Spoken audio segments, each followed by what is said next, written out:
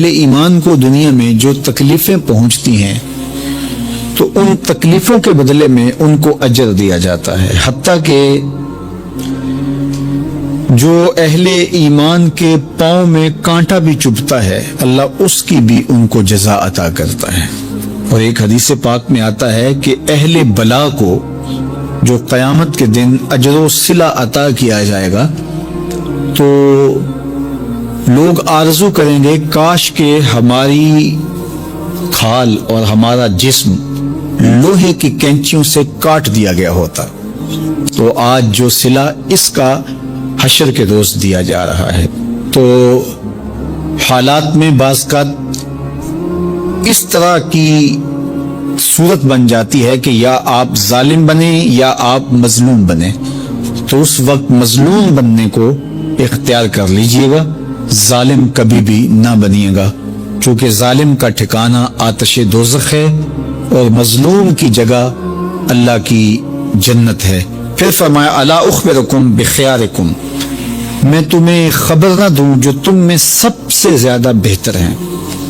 تو پھر جھولیاں پھیل گئیں، تو فرمایا تم میں سے سب سے اچھے وہ ہیں کہ جو اچھے اخلاق کے حامل ہیں، جن کا خلق اچھا ہے، جن کے رویے خوبصورت ہیں۔ اور پھر آقا کریم علیہ السلام نے فرمایا الا انبئکم بشرارکم، میں تم میں سے جو شریر ترین لوگ ہیں ان کی خبر دوں، السرسارون المتشدقون المتفہقون، یہ وہ لوگ ہیں کہ جب مجلس ہو رہی ہو تو سب لوگوں کو برابر بولنے کا حق ہوتا ہے، اور کچھ لوگ تکبر کی وجہ سے بولتے ہی رہتے ہیں اور وہ سمجھتے ہیں کہ بس مجھے ہی حق ہے بولنے کا، اور وہ کسی کو موقع نہیں دیتے، اور کوئی بولے تو پھر اس کی بات کاٹ کے بولنے لگ جاتے ہیں۔ المتشدقون المتفہقون، یہاں وہ لوگ مراد ہیں کہ جو خام خواہ کا تکلف کرتے ہیں اور زبان کو بل دے دے کے اور منہ بگاڑ بگاڑ کے مشکل لفظ بول کے اصطلاحات بول کے لوگوں پر اپنے علم کا رعب جمانے کے لیے کہ میں بڑا بلیغ ہوں اور بڑا فصیح ہوں، اور اسی طرح کچھ لوگوں کو یہ بڑا ہوتا ہے کہ وہ فرنگی زبانیں جانتے ہیں، تو وہ عام دیہاتی لوگوں کے ساتھ بھی گفتگو کریں تو وہ مشکل سے مشکل الفاظ بولتے ہیں، جبکہ وہ بیچارے تو سادی زبان سمجھنے سے بھی قاصر ہوتے ہیں۔ تو یہ کوئی دانش مندی نہیں ہوتی کہ آپ جو ہے وہ بھاری بھرکم الفاظ بول کر کسی کے اوپر جو ہے وہ رعب جما رہے ہوں، تو یہ بات نہیں ہوتی۔ جب بات کریں آپ تو جس طرح کے لوگ ہوں اس طرح کی بات کی جائے اور اس طرح کی مثالیں ان کو دی جائیں۔ قرآن مجید میں اللہ تعالیٰ نے فرمایا کہ وہ اس بات پہ شرم نہیں اللہ کرتا کہ وہ تمہیں مچھر کی مثال دے، مچھر کی مثال دے کر کے اگر تمہاری بات سمجھ میں آتی ہے، اور مکڑی کے جالے کی مثال دے کے اگر تمہاری بات سمجھ میں آتی ہے تو اچھی بات ہے۔ دیکھو چھوٹا بچہ ہو دودھ پیتا ہو تو اس کو یخنی تو نہیں پلائی جاتی، اس کا معدہ خراب کرنا ہے، وہ برداشت نہیں کر سکتا، اس کو وہ دیا جائے جو وہ برداشت کر سکتا ہے۔ اس لیے آپ کے مخاطبین کس طرح کے ہیں؟ کلم الناس علی قدر عقولہم لا علی عقولکم، میرے اور آپ کے آقا و مولا نے فرمایا جب بات کرو تو لوگوں کے فہم کے مطابق کرو، اپنے فہم اور اپنی عقل کے مطابق نہ کرو۔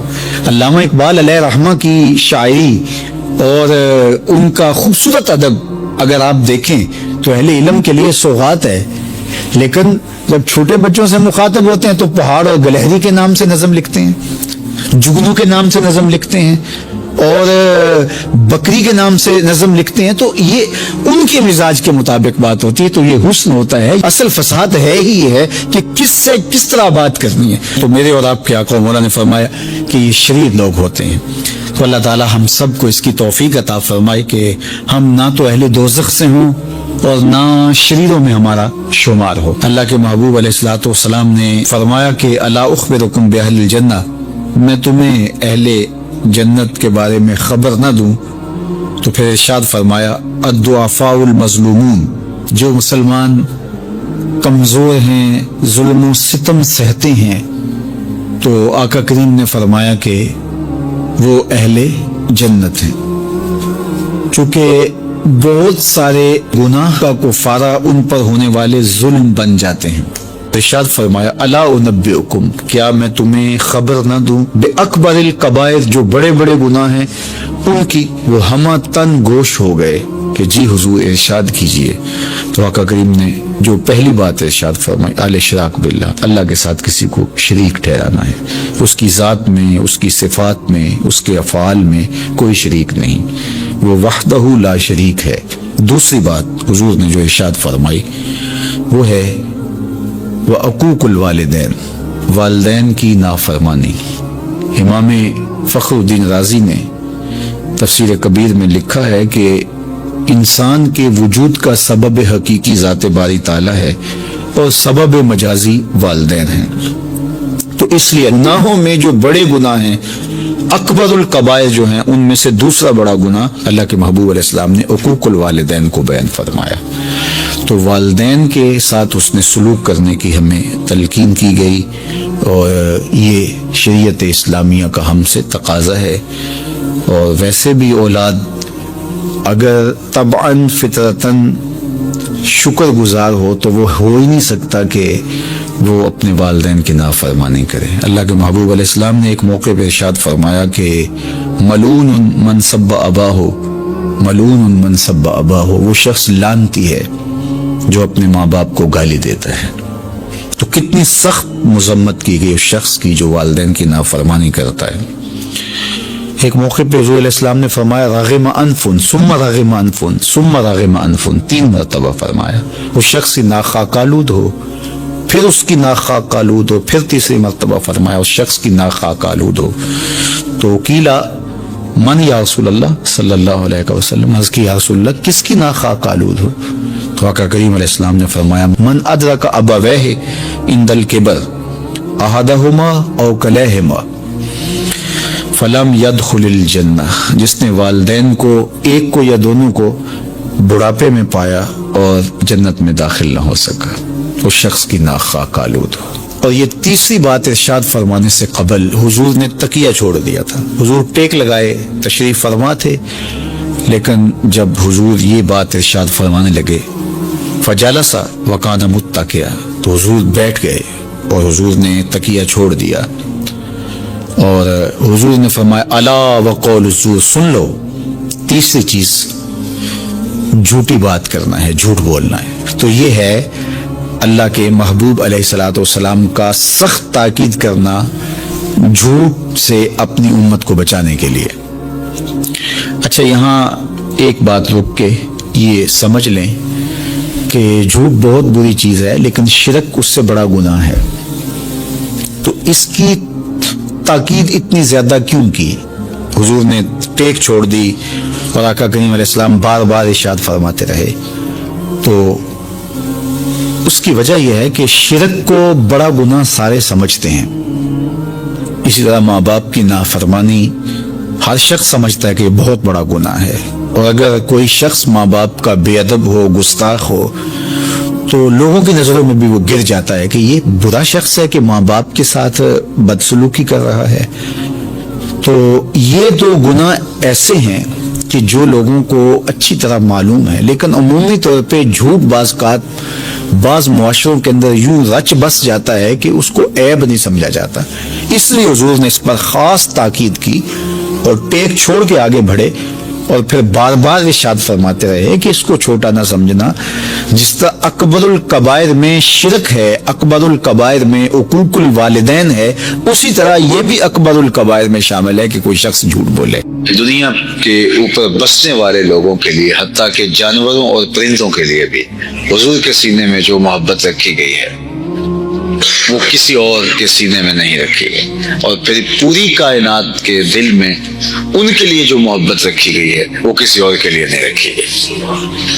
کیونکہ حضور علیہ السلام سے مانوسیت، حضور کے اس کامل، اکمل اور مکمل ایمان اور ایمان کے اعلیٰ درجے پہ فائز المرام ہونے کے نتیجے میں کہ آقا کریم علیہ الصلوۃ والسلام پیار کرتے ہیں، محبت کرتے ہیں. اللہ کی ساری مخلوق سے حضور علیہ السلام کے دل میں شفقت ہے. ایک جنازہ جاتا ہے تو حضور اس جنازے کو دیکھ کے افسردہ سے ہو جاتے ہیں. تو کسی نے کہا کہ یہ تو یہودی کا جنازہ ہے. تو آقا کریم نے فرمایا کاش کہ یہ مسلمان ہوتا اور حالت ایمان میں جاتا اور جنت اس کا مقصوم ہوتا. مفہوم یہ ہے. تو یعنی ایک کافر جب کافر ہو کر کے بھی مرتا ہے تو شفقت کا نتیجہ یہ ہے کہ یہ بھی قابل افسوس ہے کاش کہ یہ اسلام کی دولت سے مالا مال ہو. حضرت علی المرتضیٰ رضی اللہ تعالی عنہ کو فرمایا علی تیری وجہ سے اگر ایک شخص ہدایت کی راہ پہ گامزن ہو جاتا ہے تو یہ اللہ کی راہ میں سرخ اونٹ خیرات کرنے سے بہتر ہے. عربوں میں سرخ اونٹ جو ہے اس کی خاص اہمیت ہے. اس زمانے کی سواریوں میں گھوڑے اور اونٹ جو ہے وہ یہ انتہائی مفید سواریاں تھیں. اور پھر اس میں بھی جو سرخ رنگ کا اونٹ ہوتا تھا اس کی کچھ اضافی صلاحیتیں بھی ہوتی تھیں اور وہ دکھنے میں بھی خوبصورت لگتا تھا. جس طرح آپ جو گاڑیوں کی دنیا ہے اس میں مختلف کمپنیوں کی بڑی قیمتی گاڑیاں ہیں تو ان کو ذرا خاص طور پہ لوگ کہتے ہیں کہ یہ گاڑی انتہائی اہمیت کی حامل ہے. جن کو پتہ نہیں تو وہ بعض بات ہم ایک دفعہ ایک ملک میں گئے تو بڑی اچھی گاڑی پہ کوئی 5-6 دن سفر رہا. تو جب اس کا ایک فنکشن ایسا تھا مجھے وہ اچھا لگا تو میں نے کہا کہ یہ کتنے کو کی آتی ہوگی. تو انہوں نے کہا کہ یہ تو اتنے کی آتی ہے. میں نے کہا بہت مہنگی. تو انہوں نے کہا جی ہاں اس کی اتنی قیمت. میں یار پہلے دن بتا دیتے کوئی اس کا مزہ ہی لے لیتے. ہم تو اس کو عام گاڑی سمجھ کے جو اس کے اوپر گھومتے رہے. تو اب جو ان کی خاصیتوں سے واقف ہیں وہ تو سمجھتے ہیں کہ بھائی کیا بات ہے. تو سرخ اونٹ جو ہے یہ آج کی, اب مجھے کوئی غلط نہ ہو جائے کوئی کسی گاڑی کا نام لے لو آپ کہیں کہ آپ نے کوئی اتنی اچھی گاڑی کا نام نہیں لیا. تو اس زمانے کی بہترین سواری جو تھی سرخ اونٹ. اور لوگ سرخ اونٹ کے پیچھے وہ اہل عرب جس طرح وہ ایک ان کی دیوانگی ہوتی تھی. تو حضور نے فرمایا علی تیری وجہ سے اگر کوئی ایک بندہ ہدایت کی راہ پہ گامزن ہو جاتا ہے تو وہ سرخ اونٹ خیرات کرنے سے بہتر ہے. کیونکہ سرخ اونٹ جو ہے وہ خیرات نہیں کیا جاتا تھا. سرخ اونٹ آ گیا تو پھر وہ ساری زندگی جو ہے وہ اس کو رکھتے تھے اور اس کی نسل آگے چلاتے تھے. تو اگر سرخ اونٹ بھی خیرات کر دیا کوئی ایسے وقت میں کوئی بندہ آ گیا جب اس کے علاوہ کچھ دینے کو نہیں تھا تو وہ دے دیا تو اس کا مطلب ہے کہ اس نے کمال کر دی. تو سرخ اونٹ خیرات کرنا یہ بہت بڑی سخاوت ہے, اس دور کی بہت بڑی سخاوت. لیکن اگر تیری وجہ سے ایک بندہ راہ ہدایت پہ آ گیا تو فرمائیے اس سے بھی زیادہ افضل اور اشرف ہے. تو پھر مومن جو ہے اس کی محبت کا تقاضا یہ ہے کہ وہ کسی کی ہدایت چاہے گا. اور اللہ کے محبوب علیہ السلام کی محبت کہ لوگوں کے اسلام لانے کے لیے حضور اس قدر حریص تھے کہ اللہ تعالیٰ خود فرماتا اللہ کا باقی النفس کا محبوب آپ اپنی جان کو جوخوں میں ڈال دیا ہے, اپنے آپ کو مشقت میں مبتلا کر دیا ہے ان کی ہدایت کی خاطر. طٰہٰ ما انزلنا علیک القرآن لتشقى, 14ویں رات کے چاند محبوب ہم نے قرآن اس لیے تو نہیں اتارا تھا کہ آپ مشقت میں پڑ جائیں. تو حضور علیہ الصلوۃ والسلام سخت حریص تھے کہ لوگ ایمان لیں اور پھر جو حضور کے جو ہے وہ پیغام کو تسلیم کر لیتے ایمان کے دائرے میں آ جاتے ان کے لیے حضور کی حرص وہ تو قرآن نے دوسرے الفاظ میں ان لفظوں کے ساتھ بیان کیا عزیز علیہ ما عنتم حریص علیکم بالمؤمنین رؤوف رحیم. تمہارا مشقت میں پڑنا اس نبی پر گراں گزرتا ہے. جب تم مشقت میں پڑ جاتے ہو تو ان پر گراں گزرتا ہے. کافر مشقت میں ہو تو حضور گراں محسوس کرتے ہیں. جب بدر کے قیدیوں کو رسیوں سے جکڑ دیا گیا اور یہ وہ تھے جو چراغ اسلام بجھانے آئے تھے, اسلام کو مٹانے کے لیے آئے تھے, اور ان کو جکڑ دیا اور مسجد نبوی کے ستونوں کے ساتھ جا کے باندھے 70 قیدی تھے. حضرت بلال فرماتے ہیں کہ میں نے دیکھا کہ حضور جاگ رہے ہیں, رات گہری سے گہری ہوتی چلی جا رہی ہے لیکن حضور بیدار ہیں حجرہ انور میں. پھر کبھی حضور ادھر جاتے ہیں کبھی ادھر جاتے ہیں. تو میں نے آگے بڑھ کے عرض کیا میرے ماں باپ آپ پہ قربان ہوں, حضور آپ کی یہ بے قراری کیسی ہے؟ تو آقا کریم نے فرمایا کہ ان کی رسیاں سختی سے بندھ گئی ہیں, جس سے ان کے ہاتھوں کو تکلیف ہو رہی ہے اور وہ مجھے سونے نہیں دے رہے۔ پھر اسی وقت رات کو رحمت عالم صلی اللہ علیہ وسلم کے قلب اطہر کو قرار دینے کے لیے ان کی رسیاں ڈھیلی کی گئی۔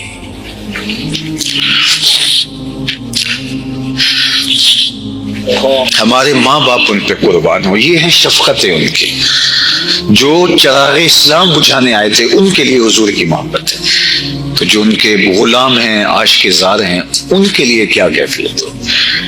تو وہاں فرمایا عزیز علیہ ما عنتم، جب تم مشقت میں مبتلا ہوتے ہو تو اس نبی پر گراں گزرتا ہے۔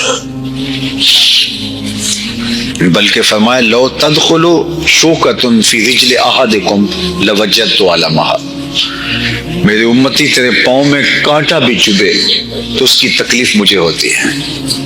مبتلائے درد ہو کوئی عذر ہوتی ہے آنکھ، کس قدر ہم درد سارے جسم کی ہوتی ہے آنکھ۔ عزیز علیہ ما عنتم، تمہارا مشقت میں پڑنا نبی پر گراں ہوتا ہے، یہ تکلیف میں مبتلا ہو جاتے ہیں۔ اللہ اکبر۔ حریص علیکم، اور تمہارے معاملے میں سخت حریص، بخشش کے معاملے میں، تمہاری دنیا کی بہتری کے معاملے میں، تمہاری آخرت کی بہتری کے معاملے میں۔ حضور کے سامنے دو چیزیں ہوتی تو ان میں سے حضور آسان کو پسند کرتے، حالانکہ وہ مشکل کو بھی حضور بجا لا سکتے تھے، لیکن آسان کو اس لیے پسند کرتے کہ میری سنت لوگوں کے لیے قابل عمل ہوگی تو میری امت پر مشقت نہ ہو۔ اللہ اکبر۔ حتیٰ کہ فرمایا لولا ان اشق علی امتی لامرتهم السواک، اگر میں اپنی امت پہ شاک نہ جانتا تو میں ہر نماز کے لیے جو وضو کیا جاتا ہے اس میں مسواک کرنا لازم اور فرض قرار دے دیتا، لیکن مجھے لگا کہ اس سے یہ مشقت میں پڑ جائیں گے، کبھی جلدی میں ہوتے ہیں، کام کاج کا آنے والے دور میں تو فرصت نہیں ہوگی، تو جس طرح وضو لازم ہے اس طرح وضو کے ساتھ مسواک بھی لازم کر دیتا تو یہ مشقت میں مبتلا ہو جاتے۔ میرا جی چاہ رہا تھا لیکن میں اپنی چاہت کے باوجود اس کو لازم نہیں کیا۔ کیوں نہیں کیا؟ لولا ان اشق علی امتی، کہ میری امت پہ شاک نہ ہو جائے، میری امت پہ مشکل نہ ہو جائے۔ حضور نے فرمایا لوگوں حج کے لیے آیا کرو۔ اقرا بن حابس کھڑے ہوئے کہ افی کل عام یا رسول اللہ، حضور ہر سال آیا کریں؟ حضور خاموش رہے۔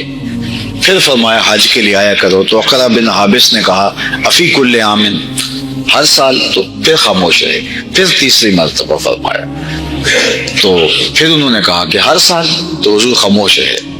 پھر وقفہ سکوت توڑتے ہوئے فرمایا کہ تم سے پچھلی امتیں نبیوں پر کثرت سوال کی وجہ سے ہلاک ہوئیں، بار بار نہیں پوچھنا چاہیے، اور فرمایا لو قلت نعم لوجبت، اگر میری زبان سے ہاں نکل جاتی تو ہر سال ہی واجب ہو جاتا، لیکن حضور نے 3 مرتبہ خاموشی اختیار فرمائی۔ یہ ہے حضور کی امت پر شفقت۔ وقت زیادہ نہ ہو تو دنیا میں بھی اور آخرت میں بھی حضور کی شفقت کی اتنی مثالیں ہیں۔ ابن ابی دنیا نے اپنی سند کے ساتھ ایک حدیث روایت کی ہے۔ اللہ اکبر۔ اس حدیث کو حدیث بطاقہ کہتے ہیں۔ یہ آپ میں سے جو لوگ عرب جاتے ہیں تو جب وہ چٹ لکھ کے دیتے ہیں، بل دیتے ہیں، تو وہ جو پکڑاتے ہیں اس کو کہتے ہیں یہ بطاقہ ہے۔ اس حدیث کا نام ہی حدیث بطاقہ ہے۔ وہ کیسے کہ حشر کا دن ہوگا اور حضور ایک جگہ پہ تشریف فرما ہوں گے، اور ایک شخص کو اس کے اعمال کے تلنے کے بعد فرشتے اٹھا کر کے جہنم کی جانب لے جا رہے ہوں گے، اس لیے کہ اس کے عمل کم ہیں، گناہ اس کے زیادہ ہیں، نیکیاں تھوڑی ہیں، تو اس کو جہنم کی جانب لے کے جا رہے ہوں گے۔ تو گزرتے ہوئے اس سمت سے جا رہے ہوں گے جہاں حضور تشریف فرما ہوں گے، تو اچانک اس غلام کی نظر حضور کے چہرے انور پہ پڑے گی، تو وہ حضور کو مدد کے لیے فریاد کرے گا، پکارے گا کہ حضور مجھے یہ جہنم میں لے کے جا رہے ہیں۔ تو حضور اس کی مدد کے لیے اٹھیں گے، بلکہ وہاں حدیث کے لفظ ہیں کہ جو چادر ہوگی اس چادر کا ایک کونا حضور کے کندھے پہ اور دوسرا کونا زمین میں گسڑ رہا ہوگا، یعنی اتنی تیزی سے حضور اس غلام کی طرح بڑھیں گے کہ ہوتا نا کسی ہنگامی حالت میں تو پھر چادر نہیں سنبھالی جاتی، تو اس طرح حضور جا رہے ہوں گے، جا کے فرشتوں سے پوچھیں گے کہ اس کو کیوں جہنم میں لے کے جا رہے ہو؟ تو وہ کہیں گے اس کا نامہ اعمال تولا گیا تو نیکیاں تھوڑی ہیں اور گناہ زیادہ ہیں۔ تو حضور فرمائیں گے کہ اس کا نامہ اعمال دوبارہ تولا جائے۔ فرشتے مزاحمت نہیں کریں گے کہ نامہ اعمال تو تل گیا تو دوبارہ کیوں کریں، کیونکہ فرشتے جانتے ہوں گے صدر دیوان حشر یہی سرکار ہے۔ دوبارہ نصب کر دیا جائے گا ترازو اور نامہ اعمال تلے گا تو واقعی نیکیاں تھوڑی اور گناہ زیادہ۔ تو حضور ایک کاغذ کا ٹکڑا، اسے بطاقہ کہتے ہیں، جس کی وجہ سے اس حدیث کا نام حدیث بطاقہ ہے، تو اس کے نیکیوں والے پلڑے میں رکھیں گے تو وہ نیکیوں والا پلڑا اوپر اٹھ جائے گا۔ یہ بات ذہن میں رکھیے، یہ دنیا کے ترازو جو ہیں، جو پلڑا بھاری ہوتا ہے وہ نیچے جھکتا ہے، وہ جو پلڑا بھاری ہوگا وہ اوپر اٹھے گا، کیونکہ نیکیوں کا وزن جو ہے وہ چونکہ عالم بالا کی چیز ہے تو یہ کشِ ثقل والا معاملہ وہاں نہیں ہے، وہاں اوپر اٹھے گا، تو نیکیوں والا پلڑا اوپر اٹھ جائے گا۔ جب نیکیوں والا پلڑا اوپر اٹھ جائے گا تو ظاہر ہے اس کا فیصلہ اب جنت کا ہو جائے گا۔ تو وہ حضور سے لپٹ رہا ہوگا، اس کرے گا میرے ماں باپ پہ قربان، کیا تھا اس کاغذ کے اندر؟ تو فرمایا کہ میرے غلام، انتہائی خلوت میں اور انتہائی محبت میں تیرا پڑا ہوا درود تھا جو تو نے میرے اوپر پیش کیا ہے۔ تو فرمایا عزیز علیہ ما عنتم، تمہارا مشقت میں پڑنا اس نبی پر گراں گزرتا ہے۔ حریص علیکم، اور تمہارے معاملے میں یہ بہت حریص ہے۔ اس حرص کی ایک مثال آپ کو دینا چاہوں گا۔ فرمایا میرے اللہ نے مجھے اختیار دیا ہے کہ یا تو آدھی امت بغیر حساب کے جنت میں ڈال دیں گے، جنت میں بھیج دیں گے، اور آدھی کا ہم حساب کر لیں گے، یا تو یہ چیز قبول کر لو یا پھر حق شفاعت لے لو۔ حضور فرماتے ہیں اخترت الشفاعہ، میں نے شفاعت والا سودا قبول کیا ہے۔ اللہ اکبر، یا تو یہ چیز لے لو کہ آدھی امت بغیر حساب کے جنت میں اور آدھی کا حساب کر لیں گے، یا پھر شفاعت کا حق لے لو، جس کی چاہو شفاعت کر کے انہیں بخشوا لینا۔ تو حضور فرماتے ہیں اخترت الشفاعہ۔ تو ہمارے بزرگ فرماتے تھے آپ کو پتہ تو چل ہی گیا ہوگا کہ شفاعت والا حق کیوں لیا ہے۔ حضور آدھی والا سودا نہیں کرنا چاہتے، شفاعت کر کے سب کو بخشوانا چاہتے ہیں۔ تو یہ ہے حضور کی محبت۔ تو اب حضور سے لوگوں کی محبت یہ بھی کلا گنوان ہے، اور وہ آپ جانتے ہیں پتھروں نے بھی کی ہے، درختوں نے بھی کی ہے، اور حضور سے محبت جانوروں نے بھی کی ہے۔ پہاڑ بھی بلا کسی سے محبت کرتے ہیں، لیکن احد کی چھاتی میں بھی حضور کا پیار رکھا گیا ہے۔ خشک لکڑیاں بھی حضور سے پیار کرتی رہی ہیں۔ تو جب مومن مرکز محبت ہوتا ہے تو حضور علیہ السلام ایسے مرکز محبت ہیں کہ پوری کائنات ان سے محبت کرتی ہے، اور ان کی محبتی دین ہے، ان کی محبتی زندگی ہے۔ فی جلدری کا ایک شعر مجھے بہت اچھا لگتا ہے، محمد ہے متاع عالم ایجاد سے پیارا، محمد ہے متاع عالم ایجاد سے پیارا، پدر مادر برادر جان مال اولاد سے پیارا۔ محمد کی محبت دین حق کی شرط اول ہے، اسی میں ہو اگر خامی تو سب کچھ نامکمل ہے۔ وآخر